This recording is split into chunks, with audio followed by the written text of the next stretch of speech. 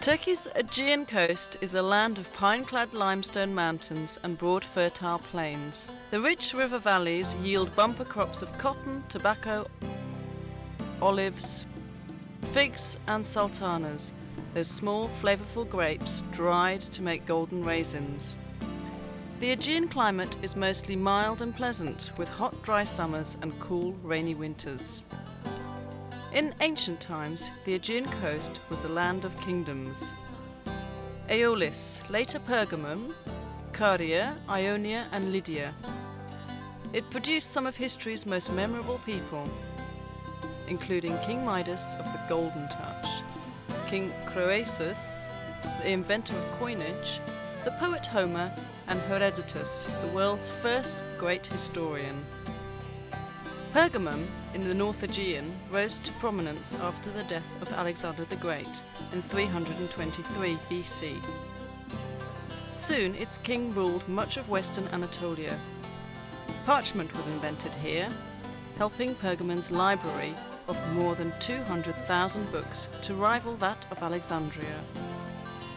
The Asclepion of Pergamon, directed by Galen, was the world's first great medical centre.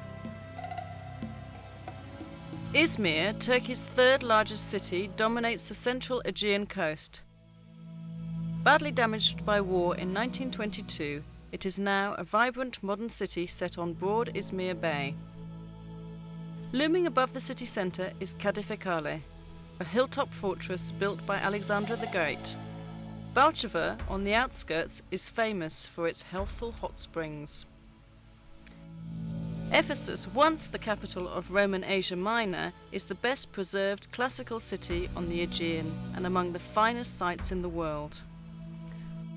Walk its marble streets past classical temples, libraries and houses to the 24,000-seat Great Theatre, and you can easily imagine yourself transported back to Roman times. Ephesus grew rich from trade coming into its well-sheltered harbour. Pilgrims travelled the royal road from the east to pay homage to Cybele Artemis, the Anatolian fertility goddess. Her stupendous temple at Ephesus, called the Artemision, was among the 7 wonders of the world. St. Paul preached to throngs in the Great Theatre, and legend has it that the Virgin Mary came to Ephesus with St. John at the end of her life. Among the highlights of a stroll through Ephesus are the 2nd century Library of Celsus, beautifully restored, the Temple of Hadrian from about the same time, the Odeon or Council Chamber, and the Prytaneum or City Hall. The terrace houses on the hillside overlooking the main street are filled with fine mosaics. Many have been restored.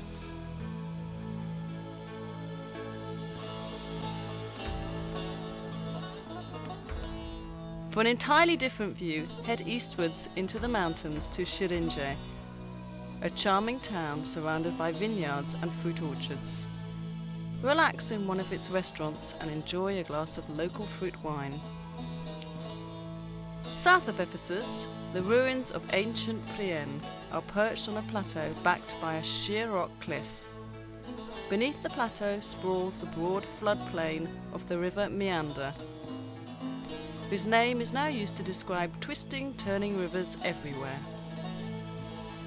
Priene flourished during the 2nd century BC and was among the first cities to have a right-angle street plan. Set on this innovative street grid are Priene's great buildings, such as the Temple of Athena, the theatre, the gymnasium and the stadium. South, across the floodplain from Priene, is Miletus, an even larger and more important city with a freestanding 15,000-seat theatre. Built in Hellenistic times, the Miletus theatre was repaired extensively by the Romans and is still in very good condition. Miletus flourished from 700 BC to 700 AD. It was among the largest cities in Anatolia, boasting a population of nearly 100,000. Many famous people were born here, including the philosopher Anaximander, the mathematician Thales, the city planner Hippodamus, and Isidorus, the architect of Hagia Sophia in Istanbul. A short distance south of Miletus is Didyma, famed for its gigantic marble Temple of Apollo, from which mystic priests issued enigmatic prophecies rivaling those of Delphi. The famous South Aegean resort of Bodrum, known in ancient times as Halicarnassus, was the birthplace of Herodotus, the father of history. Halicarnassus enjoyed its great prosperity during the 4th century BC under King Mausolus. Upon his death, his wife fulfilled his plan for a gigantic royal tomb. Called the Mausoleum, it was among the 7 wonders of the world. Crusader knights later built a romantic castle on the point of land between Bodrum's 2 perfect bays. It's now the world's foremost museum of underwater archaeology.